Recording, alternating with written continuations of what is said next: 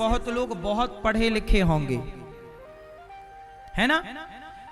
अच्छा ये बताओ, आप लोग ज्यादा पढ़े हैं और ये दास अनिरुद्ध जो है ना, मैं आप लोगों से बहुत कम पढ़ा हूं, लेकिन मैं आपसे एक सवाल पूछता हूं कि पढ़ाई केवल खुद का पेट भरने के लिए आप लोगों ने की है क्या? पढ़ाई का, शिक्षा का मतलब ये नहीं है कि मैं अपना पेट भरता रहूं। आप बहुत पढ़े लिखे हैं, लेकिन आप किसके लिए कमाते हो?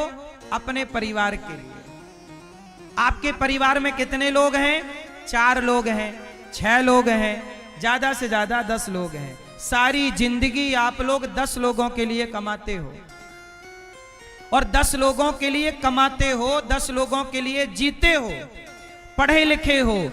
आपकी पढ़ाई से केवल 10 लोगों का भला हो रहा है, लेकिन अनिरुद्धाचार्य की पढ़ाई से 310 वृद्ध माए गौरी गोपाल में हैं और 150 बच्चे निःशुल्क गौरी गोपाल में गुरुकुल में पढ़ रहे हैं। 400 गैया है, 125 नंदी हैं और 30,000 लोग पर डे गौरी गोपाल आश्रम में भरपेट भोजन करते हैं लोग। 12 महीने 24 घंटे रसोई चलती है गौरी गोपाल की। अब जरा सोचिए, मैं कम पढ़ा हूं तो मेरी पढ़ाई से बताओ समाज की सेवा, मैं भीख मांग मांग के सेवा कर रहा हूं, पर सेवा तो कर रहा हूं, चोरी तो नहीं कर रहा ना, आपके घर डाका तो नहीं डाल रहा ना।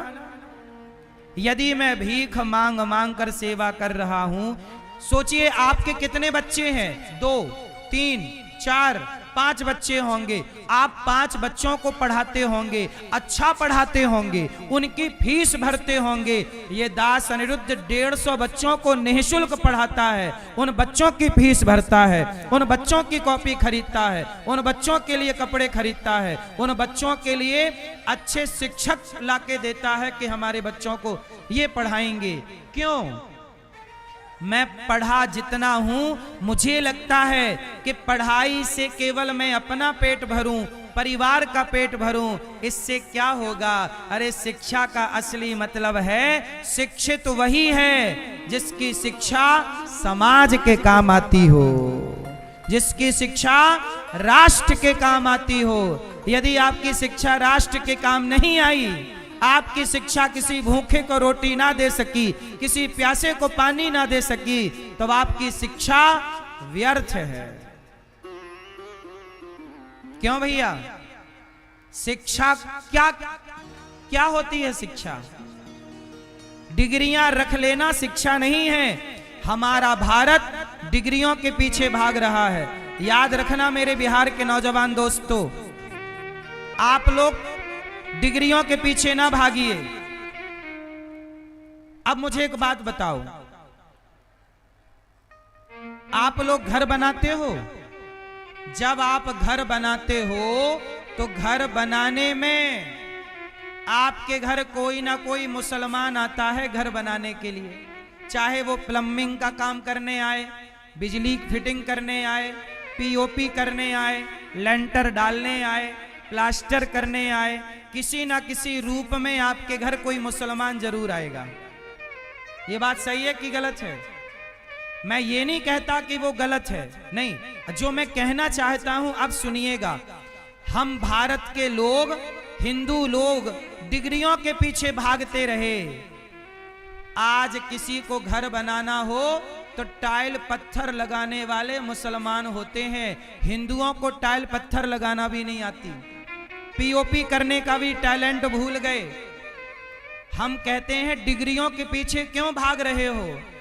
आपका जो हुनर है, आपकी काबिलियत जो है, वह डिग्री से बड़ी है। क्या कहते हो आप? डिग्री बड़ी है कि काबिलियत बड़ी है? बोलो। क्या घर में जो पीओपी होती है, क्या वो करना टैलेंट नहीं है? क्या वो नहीं करना चाहिए? सारे बच्चे पढ़ लिख के डिग्रियां लेके खड़े हैं। भारत का 95% जो बढ़ई का काम, बढ़ई समझते हो? कारपेंटर, लकड़ी का काम करने वाले, अब भारत में 95% मुसलमान हैं, लकड़ी का काम करने वाले। हिंदू कहां चले गए पता नहीं, बाल काटने वाले मुसलमान, नाई कहां चला गया पता नहीं, कोई भी काम, चूड़ी पहनाने वाले तुम्हारी बहन बेटियों को मुसलमान चूड़ी पहना रहा है, तुम बोल रहे हो ये काम छोटा है, ये काम छोटा है। तुमने काम करना छोड़ दिया तो तुम्हारे कामों पर दूसरों ने कब्जा कर लिया। अरे आप जो काम करते हैं वो काम करते रहिए, आपका काम आपको रोजगार दे रहा है। जरूरी नहीं है कि आपके पास बड़ी बड़ी डिग्रियां हो, भगवान करे डिग्रियां हो, पर डिग्रियां हैं पर आपके पास हुनर नहीं है। अच्छा, मुझे ही किसी व्यक्ति से कोई काम कराना है तो मैं डिग्री वाले से कराऊंगा कि हुनर वाले से? बोलो, मुझे क्या करना? आपकी डिग्री रखो तुम अपने पास, हमें आपकी डिग्री से कोई मतलब नहीं। डिग्री का काम सरकार के पास है बस। सरकार को हुनर से मतलब नहीं है और सामान्य व्यक्ति को हुनर से मतलब है। चाइना तरक्की क्यों कर गया? क्योंकि चाइना ने अपने बच्चों को डिग्रियां देने में नहीं लगाया, डिग्रियों के पीछे भागने में नहीं लगाया। वहां का बच्चा जो करना चाहता है उस फील्ड में वो आगे ले जाते हैं उस बच्चे को और उसको हुनर सिखाते हैं। एक बात बताओ, आपके अंदर कोई हुनर है तो क्या आप भूखे रहोगे? इसलिए डिग्रियां, नंबर लाओ, 100 नंबर लाओ। माँ बच्चे को डांटती है, 95 नंबर क्यों लाया? 99 नंबर लाना चाहिए था। भैया क्या करोगी, नंबर का 4 डाल लोगी? क्यों इतना दबाव है? अच्छे नंबर लाना अच्छी बात है, हम ये नहीं कहते कि बेटा पढ़ो मत, पढ़ो, नंबर अच्छे लाओ, पर नंबर सब कुछ नहीं होता। याद रखना, नंबर सब कुछ होता है? होता है मेरी मां? टाटा, बिरला, अडानी, अंबानी, इन लोगों ने भी आपकी तरह नौकरी की होती तो ये भी नौकर होते, पर इन्होंने नौकरियां नहीं की। इन्होंने अपने आप को नौकरियां लेने वाला नहीं, नौकरियां देने वाला बनाया है। और जब बनाया तो बन गए। जैसा आप सोचते हैं आप वैसे हो जाते हैं। तो कितने लोग आज से सोच बदलेंगे? नौकरियां लेने वाला नहीं, हमें नौकरियां क्या बनोगे? बेटियां भी नौकरियां देने वाली बने और बेटे भी नौकरियां देने वाले बने। और तुम हर बार बस अपनी डिग्री लिए घूमते रहते हो, आता जाता कुछ नहीं है, 0 बटा सन्नाटा।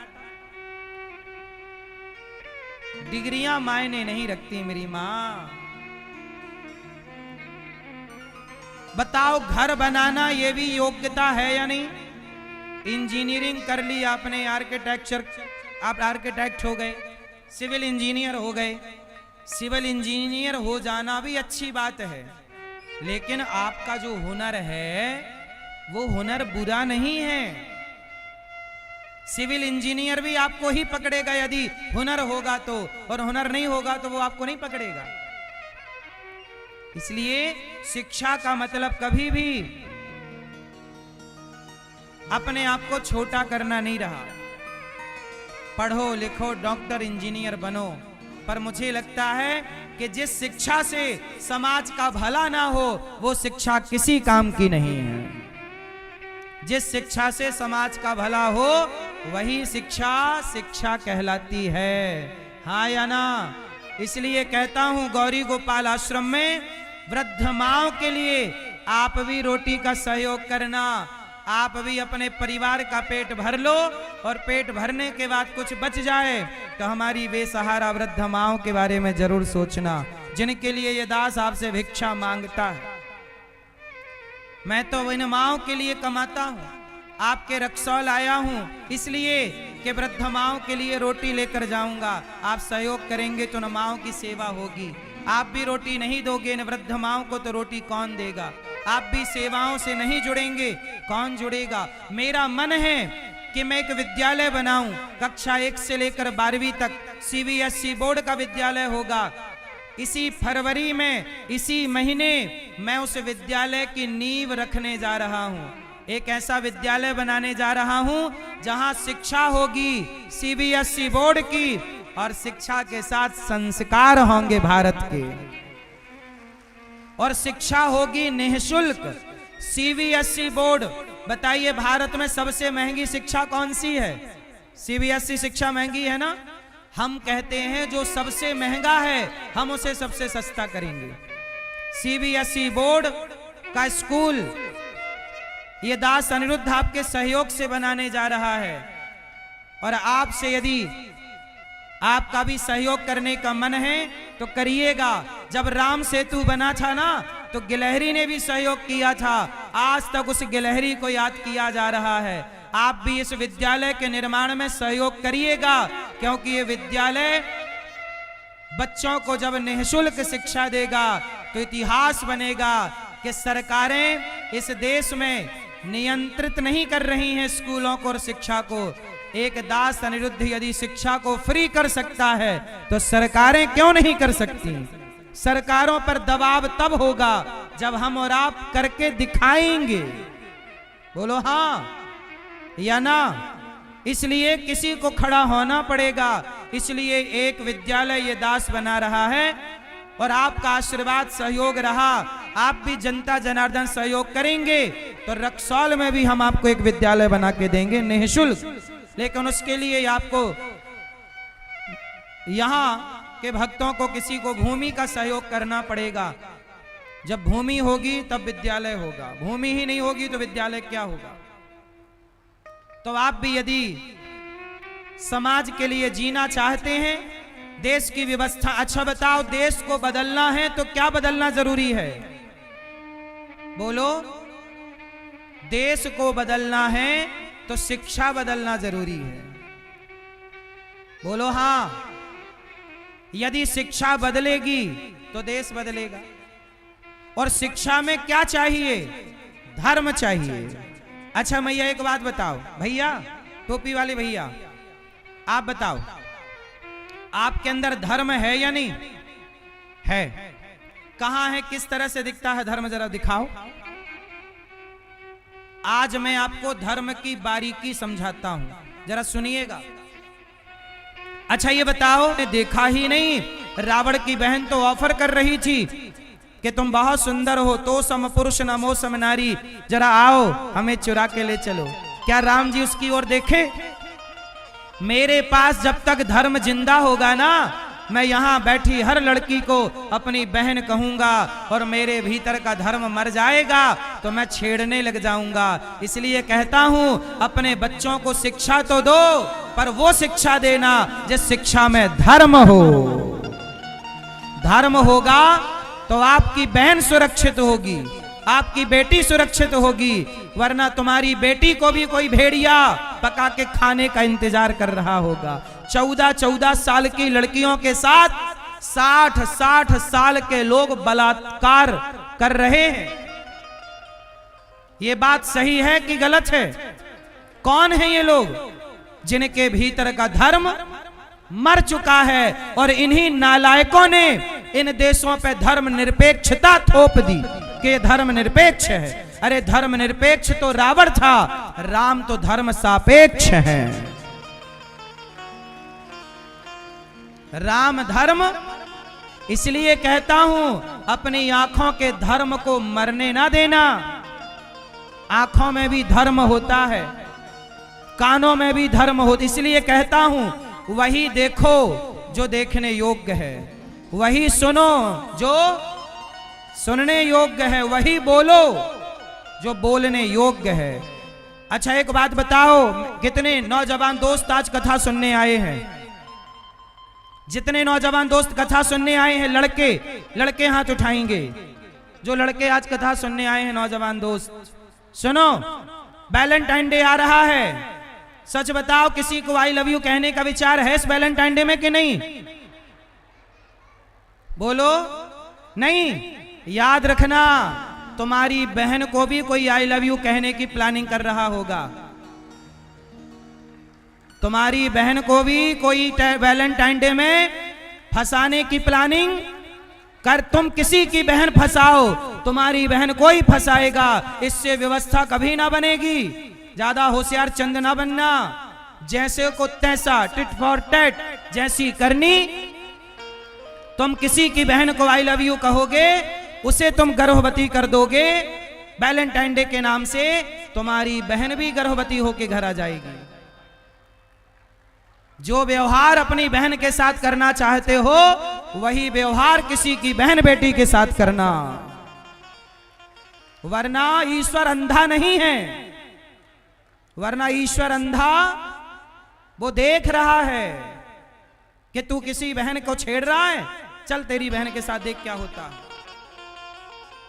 इसलिए ये वैलेंटाइन डे सही परंपरा है क्या? लव जिहाद, आपके रक्सौल में लव जिहाद चलता है कि नहीं? जोर से। इसलिए कहता हूं, नेपाल में भी लव जिहाद चलता है, भारत में भी लव जिहाद चलता है। मेरी प्रार्थना है मेरी बहनों से कि कोई लड़का आपको आई लव यू कहे तो उसका आई लव यू उसके मुंह पे मारना पलट के, ले तेरा आई लव यू मुझे नहीं चाहिए। कोई आई लव यू आपको कहता है ना तो मारना उसके मुंह पे उसका आई लव यू, वो चप्पल से मारना उसे। कोई आई लव यू आपको नहीं कहता मेरी बहनों, आपके सुंदर काया को आई लव यू है। आप सुंदर हो तो आई लव यू है, सुंदर नहीं हो कोई आई लव यू नहीं है। इसलिए जैसे मछली को फंसाने के लिए मछुआरा जाल फेंकता है, मछुआरा क्या करता है, बंसी लेता है, बांस में एक धागा बांधता है, धागे में कांटा डालता है, कांटा बांधता, कांटे पे केंचुआ फंसा देता है, कांटे पे मांस का टुकड़ा फंसा देता है, उसे कहते हैं बंसी। बोलो हाँ। बंसी डालता है पानी में, मछली को लगता है कि मांस का टुकड़ा है, गप से जाती है, खाती है और उसके मुंह के भीतर वो कांटा छिद जाता है, चुभ जाता है। उसी तरह जैसे कोई मछुआरा मांस का टुकड़ा, ऊपर मांस दिखता है भीतर कांटा है, ऐसे ये लव जिहाद भी, ये आई लव यू भी वह मछली फंसाने के लिए जैसे कांटा डालता है मछुआरा, ऐसे आपको फंसाने के लिए ये आई लव यू का कांटा डाला गया है। आई लव यू नाम का कांटा जो आपको फंसाना चाहता है। इस आई लव यू के जाल से बचिएगा, वरना आप बाजार में बिक जाओगी मेरी बहनों, लाख 2 लाख 5 लाख 10 लाख में। सारी जिंदगी तुम्हें केवल देह व्यापार में झोंक दिया जाएगा। ये आई लव यू महंगा पड़ेगा आपको। इसलिए कहता हूं ये चक्कर में ना पड़ना, मन लगा के पढ़ाई करो, मन लगा के राष्ट्र की सेवा करो, माँ बाप का नाम रोशन करो और शिक्षा ऐसी पढ़ना, ऐसी शिक्षा प्राप्त करना जिससे आप समाज का भला कर सकें। केवल अपने बारे में ना सोचिएगा। सर्वे भवन्तु सुखिनः। हम सनातनी किसके बारे में सोचते हैं? सर्वे भवन्तु सुखिनः सर्वे सन्तु निरामया। सब सुखी रहें। टीवी पर कथा सुनते हो ना, सुनते रहिएगा, कथाएं जरूर सुनिएगा। कथाएं हमें बहुत कुछ सिखाती हैं। और पहली शिक्षा क्या है? कथा सुनना, श्रवणम पहली भक्ति है, कीर्तन करना दूसरी भक्ति है, स्मरणम भगवान का स्मरण करना तीसरी भक्ति है। स्मरण करिए। भगवान का कैसे स्मरण किया जाता है? जैसे काम करते हुए। अच्छा ये बताओ मैया, जब आप रोटी बनाती हो, काम करती हो, तो जो आपका छोटा सा बच्चा होता है उसे भूल जाती हो कि याद रखती हो? छोटे बच्चे को आप याद रख के काम करती हो कि भूल के? आप रोटी बनाओगी पर छोटे बच्चे को याद रखोगी कि पालने पे लेटा है। जैसे एक माँ काम पूरा करती है पर ध्यान बच्चे में रहता है, ऐसे काम पूरे करिए पर ध्यान भगवान का रखो। ध्यान ईश्वर में रहे, मन भगवान में लगा रहे। हे नाथ, मैं आपको कभी भूलूं नहीं। सदा भगवान का स्मरण बना रहे। स्मरणम पाद सेवनम, पांव दबाना, श्रवणम कीर्तनम स्मरणम पाद सेवनम, पांव दबाना चौथी भक्ति है। क्यों मैया, आप अपने पति के पांव दबाती हो कि नहीं? कितनी मैया पति के पांव दबाती हैं?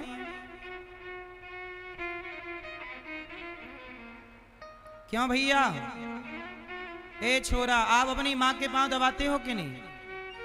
रोज? कभी कभी? कभी कभी? 2-4 साल में आप लोग अपने माँ बाप के पांव दबाते हो कि नहीं? रोज के कभी कभी? अरे झूठ बोल रहे हो यार, इतना खुल्लम खुल्ला झूठ तो ना बोलो। देखो जरा, कथा में आके झूठ बोल रहे हैं तो ना आके कितना बोलेंगे? क्यों आप लोग माँ के पांव दबाते हो? पिता के पांव? अपने माँ बाप के चरण दबाना ये भक्ति है। इसलिए ये दास अनिरुद्ध वृद्ध माओ के पांव दबाता है। गौरी गोपाल आश्रम में जो बेसहारा 310 माए हैं, उन सभी माओ के पांव ये दास अनिरुद्ध दबाता है। उन सभी वृद्ध माओ के चरण सेवा ये दास अनिरुद्ध करता है,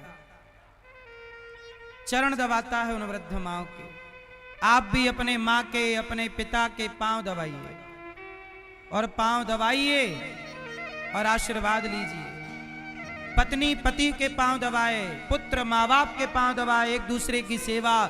हम सनातनी भगवान किसे मानते हैं? अरे ये भगवान का बनाया संसार, इस संसार के हर जीव की सेवा करना ही भगवान की सेवा करना है। भगवान कोई डायरेक्ट थोड़ी खाते हैं। क्यों? भगवान को खिलाना हो कैसे खिलाओगे? किसी भूखे प्यासे को खिलाओ, भगवान खा लेंगे। एक बार क्या हुआ, रक्सौल में एक सेठ जी रहा करते थे। उनका एक मुनीम था। मुनीम समझते हो? मुनीम, मैनेजर। सेठ जी का मैनेजर था। वो जगन्नाथपुरी गया। सेठ जी से बोला, सेठ जी जरा 15 दिन की छुट्टी दे दो, हम जगन्नाथ जी की यात्रा पे जा रहे हैं। सेठ जी बोले, अच्छा एक काम करो, तुम जाओ, पर ऐसा करो ये मेरी ओर से 100 रुपए ले लो और ये 100 रुपए जगन्नाथ जी को चढ़ा देना मेरी तरफ से। अब वो मुनीम गए वहां से, है ना, वो वहां गए, 100 रुपए सेठ जी ने दिए, 100 रुपए लेके गए। अब जब 100 रुपए लेके चले, चलते चलते मैनेजर साहब, मुनीम साहब जगन्नाथपुरी पहुंचे तो वहां देखा क्या कि कुछ संत लोग कीर्तन कर रहे थे। तो ये मैनेजर साहब भी बैठ गए कि मैं भी कीर्तन कर लूं। अब संतों का कीर्तन पूरा हुआ तो संतों ने कहा, भैया बड़ी भूख लगी है, अब भोजन कहां से आए, हम तो साधु आदमी, हमारे पास तो कुछ है नहीं, कोई खिला देता है तो खा लेते हैं, नहीं खिलाता तो भूखे रह जाते हैं। तो वो सेठ का जो मैनेजर था मुनीम, उसने संतों से कहा कि अच्छा आप लोग बैठो, हमारे सेठ जी ने 100 रुपए दिए हैं भगवान को चढ़ाने के लिए, उसमें से हम आपको भोजन कराते हैं। तो सेठ का मुनीम बाजार गया और जगन्नाथपुरी में तो वहां भात और दाल प्रसाद मिलते ही है, तो प्रसाद खरीद के लाए तो 98 रुपए का प्रसाद आया। 98 रुपए का प्रसाद आया। सभी संतों को दाल चावल और बढ़िया उन्होंने पकवान खिलाए। सारे संत खाए और खा के मस्त आशीर्वाद दे के चले गए। अब मैनेजर के पास कितना पैसा बचा सेठ का? 2 रुपए। तो 2 रुपए ले जाके जगन्नाथ जी की जो हुंडी थी, दान पेटी, हुंडी में डाल दिया 2 रुपए। अब जब 2 रुपए हुंडी में डाले तो रात को जगन्नाथ जी ने सपना दिया सेठ को। सेठ से कहा, सेठ तेरे 98 रुपए तो पहुंच गए पर 2 रुपए नहीं पहुंचा। सेठ बड़ा घबराया कि हे भगवान, मेरा मुनीम तो बड़ा ईमानदार है, इसने 98 रुपए चढ़ा दिए और 2 रुपए नहीं चढ़ाया, जबकि चढ़ाया 2 था और 98 तो चढ़ाया ही नहीं। अब 15 दिन बाद मैनेजर लौट के आया। सेठ जी आंखें फाड़ के बोल रहे हैं, क्यों तुमने 2 रुपए का क्या किया? जगन्नाथ जी मेरे सपने में आए, बोले कि 98 रुपए तो पहुंच गए, 2 रुपए नहीं पहुंचा। तब वो मैनेजर रोने लगा, सेठ जी आप कितने भाग्यशाली हैं कि आपके सपने में जगन्नाथ जी आए। अरे ये तो बता कि 2 रुपए का क्या किया तूने। सेठ जी बोले, मैनेजर बोला, सेठ जी मैंने 98 रुपए संतों की सेवा में खर्च कर दिए, संतों को प्रसाद पवा दिया, और जो संतों को सेवा में खर्च किया वो तो भगवान तक पहुंच गए, और जो हुंडी में डाला वो भगवान तक नहीं पहुंचे। इसका मतलब है कि भगवान तक पहुंचाना है कोई भी चीज तो कैसे पहुंचाओगे। कोई पैसा भगवान को चढ़ाते हो, भगवान को पैसों की जरूरत नहीं होती। क्या करेंगे भगवान पैसे का। भगवान के तो पांव लक्ष्मी जी दबा रही हैं, इसलिए भगवान को पैसे की जरूरत नहीं है। गौरी गोपाल आश्रम में हजारों संत सवेरे से आते हैं, लाइन लगाकर खड़े होते हैं, और सभी को प्रसाद गौरी गोपाल में 12 महीने मिलता है। जब आप इन संतों को भोजन कराते हैं तो इनको खिलाया गया भोजन भगवान तक पहुंचता है। इसलिए कहता हूं, आप भी अपने माता पिता दादी दादा के पुण्यतिथि पर, जन्मदिन पर, बेटा बेटी के शादी की सालगिरह पर, अपने जन्मदिन पर संतों को अन्नदान करिए। आप भी रोटी का दान करना सीखिए, थोड़ा थोड़ा सहयोग करना सीखिए। जब आप किसी को कुछ देते हैं तो आपका धन धान्य बढ़ता है। इसलिए कहता हूं, अन्नदान करना सीखिए। प्रहलाद जी ने चौथी भक्ति श्रवणम कीर्तनम स्मरणम पाद सेवनम अर्चनम, भगवान को पुष्प चढ़ाना, वंदन करना, सख्य भाव रखना, समर्पण करना, ये नवधा भक्ति। हिरण्यकश्यपु ने प्रहलाद जी से कहा, चल बोल तेरा भगवान कहाँ है। आग में बिठा दिया, भगवान ने रक्षा की। पहाड़ से फेंका, भगवान ने रक्षा की। कहाँ तेरा भगवान। प्रहलाद जी बोले, सब जगह। क्या इस खंबे पर है। हाँ, जो प्रहार किया खंबे पर, खंबा टूट गया और नरसिंह भगवान प्रकट हो गए। बोलिए नरसिंह भगवान की जय हो। जब नरसिंह भगवान प्रकट हुए तो हिरण्यकश्यपु बोला, आप कौन हैं। भगवान बोले, तेरी मृत्यु। हिरण्यकश्यपु बोला, मैं मरूंगा ही नहीं। क्यों नहीं मरोगे। मैंने वरदान मांगा है, ना दिन को मरूं ना रात को मरूं। भगवान नरसिंह बोले, ना ये दिन है ना रात है, संध्या का समय है, अब तो मरेगा। बोले, ब्रह्मा के बनाए 12 महीने में किसी महीने नहीं मरूं। भगवान बोले कि यह पुरुषोत्तम महीना चल रहा है, 13वां महीना, अब तो मरेगा। कितना होशियार था हिरण्यकश्यपु। उसने वरदान कैसे मांगे थे कि 12 महीने में किसी महीने नहीं मरूं। तब भगवान ने हिरण्यकश्यपु के लिए 13वां महीना बनाया, पुरुषोत्तम महीना। बोलो हाँ। बोले, ना अस्त्र से मरूं ना शस्त्र से मरूं। भगवान बोले, ना खून से मारूंगा, ना अस्त्र है ना शस्त्र। बोले, ना अंदर मरूं ना बाहर। भगवान बोले, देहरी पे मारूंगा। बोले, ना ऊपर मरूं ना नीचे। भगवान बोले, गोद में मारूंगा। हर प्रश्न का उत्तर दिया। बोला, ब्रह्मा के बनाए किसी व्यक्ति से नहीं मरूं। भगवान बोले, ब्रह्मा मुझे नहीं बनाता, मैं ब्रह्मा को बनाता हूं। भगवान बोले, हिरण्यकश्यपु की छाती विदीर्ण कर दी और गोविंदाय नमो नमः। प्रहलाद जी ने स्तुति की।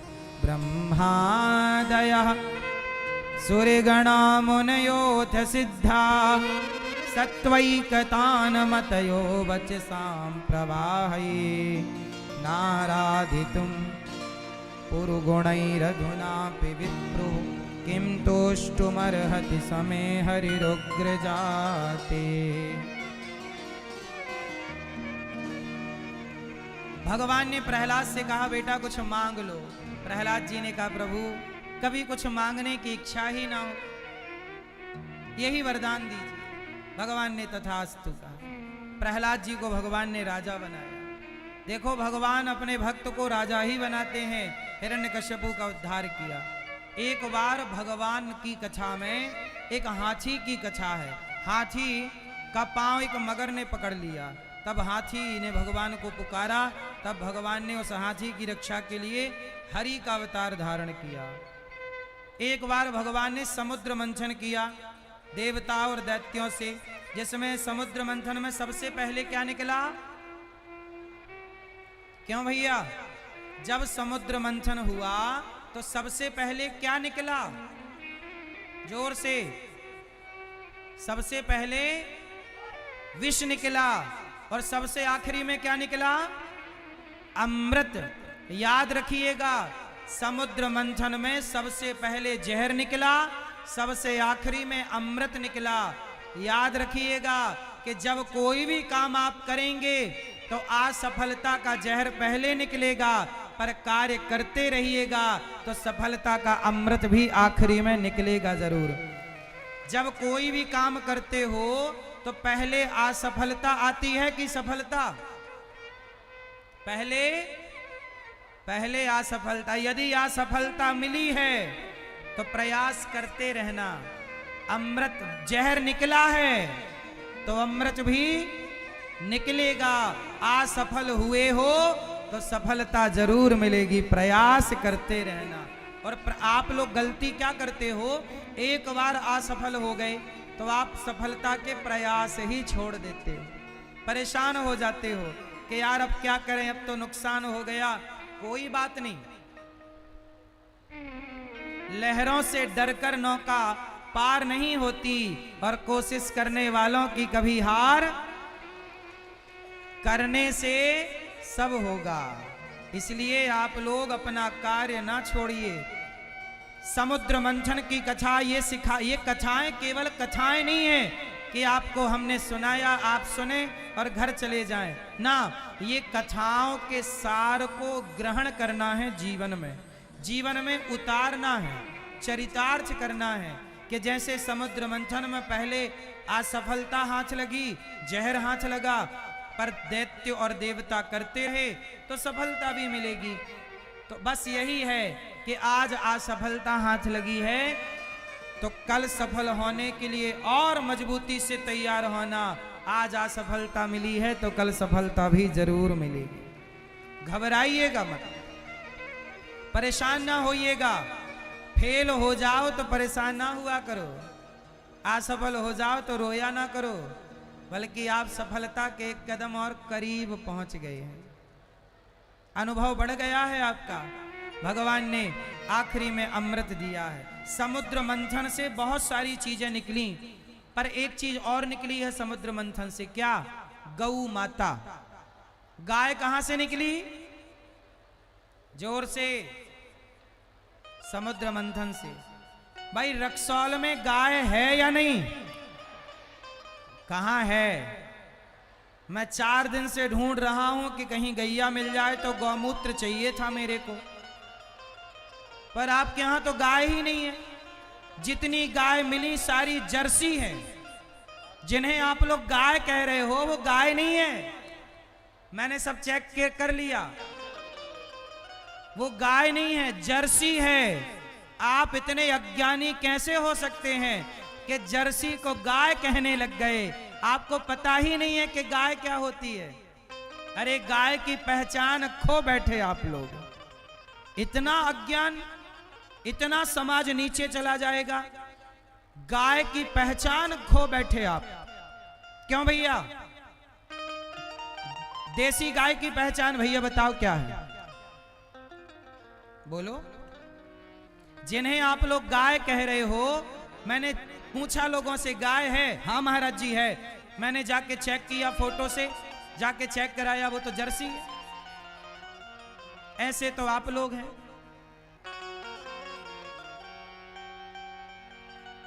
सोचिए, पूरे रक्सौल में मुझे गौमूत्र नहीं मिला।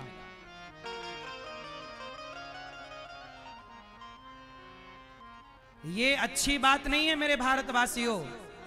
अपनी विरासत को बचाइए। जर्सी गाय भारत की नहीं है। देसी गाय की पहचान बताता हूं। देसी गाय उसे कहते हैं जिसके सिर के पीछे उठा हुआ हिस्सा होता है और गर्दन के नीचे झालर होती। देखो ये टीवी पे, आपकी टीवी चल रही है, ये देखो ऊपर उठा हुआ हिस्सा और नीचे झालर। जबकि जर्सी गाय सपाट होती है, ऊपर उसका कोई उठा हुआ हिस्सा नहीं होता। ये देसी गाय है, देसी गाय के सिर के पीछे बढ़ा हुआ हिस्सा और गले के नीचे लटकती हुई झालर, ये सारी तुम्हारी असली गैया तो कट गई। बूचड़ खानों में, पूरे रक्सौल में ढूंढी, एक गैया नहीं मिल रही है। किसी के घर यदि गैया है तो मैं उसको प्रणाम करता हूं कि आप भैया दूध के लालच से जर्सी रखो, पर भारत की संस्कृति को, गाय के रक्षा को करने के लिए एक देसी गाय तो रखो। देसी गाय, देसी गाय का गौमूत्र पीना चाहिए, देसी गाय का दूध, देसी गाय का दूध ही दूध होता है, जर्सी का दूध दूध नहीं होता। वो तो पियो, चलो ठीक है, कुछ नहीं है तो क्या करोगे आप, लेकिन जो दूध की गुणवत्ता है वो भारत की गाय कौन सी है? जर्सी के देसी? बिहार की भी एक गाय है, लेकिन आज वो गाय संकट में है, गाय का अस्तित्व संकट में है। साहब, आप लोगों से मेरी प्रार्थना है कि हम जैसे लोग कभी आए तो कम से कम एक गाय का दर्शन तो हो जाए आपके यहाँ। हमें तो एक भी गाय का, यहाँ इतना बड़ा मैदान है, यहाँ भी मैंने देखा कि चर रही हो, शायद 200 एकड़ का ये मैदान है, यहाँ भैंस चर रही है, बकरी मिली मुझे, जर्सी गाय मिली, एक भी देसी गाय मुझे यहाँ चरती नहीं मिली। साहब, पैसा पैसा पैसा कमाओ, मरना तो ले जाना ऊपर। एक आध गौशाला बनवा लो। गायों की रक्षा आप नहीं करोगे, कौन करेगा? पाकिस्तानी करेंगे। गाय संकट में है, कभी आना वृंदावन, गौरी गोपाल गौशाला में भारत की देसी गाय, भारत की गाय, वेद लक्षणा गाय, 400 गैया है, 450 गैया। पर बताओ, भारतीय संस्कृति को बचाना आपका धर्म है कि नहीं? जोर से। अरे साहब, एक गाय तो रख लो, एक तो रखो। तुम्हारे रक्सौल में कोई साधु संत आए तो कम से कम उनको दर्शन करने के लिए एक गाय तो हो। तुम्हारे बच्चों को कैसे बताओगे कि ये असली गाय है? कैसे बताओगे?